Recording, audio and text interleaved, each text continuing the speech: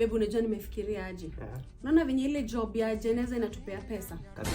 Sasa nataka tu elevate, to buy magari na manyumba. Walai. Tukue ni siku sema. Aje sasa. Chani kushow. Sasa, the bereaved wanakuwa na very hard time kupata hizi masuti, magown. Wana claim ni very expensive.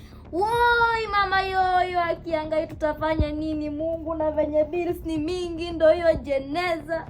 Na venye suti zimekuwa expensive Mungu wangu. Itabidi create group wa tuchangie. Nataka ukuwa unaenda Gikomba, unatafuta trouser na koti yenye inafanana. Unashikanisha zinakuwa suti. Customer, unauza how much? Unauza how much? 20 bob peke tu. Bwana, mali mzuri 20 bob. 20 bob. Huko hata unaona huko ni kuzuri, huko unaweza faa paka in the future. Unakaa unaosha vizuri, unapasa. Enda pole pole. Cool down. Alafu tunaweka pale kwa display.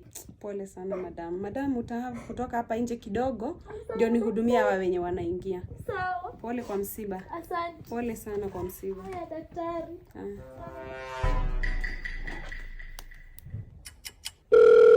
Hello. Babe. Niambie. Zile suti ziko ready? Ziko ready mbaya sana. Tena sana safi. Na sulibai mbao. Nataka uuze mkao. Your profit inatosha. Sitaki kuwa expensive. Naona wanalia ni expensive. Na tushapata client. Sawa. My lord. Yes! I wonder. Unaona aje? Wewe ni mtu wangu. Tutaomoka babe. Yako ni noma. Naipenda.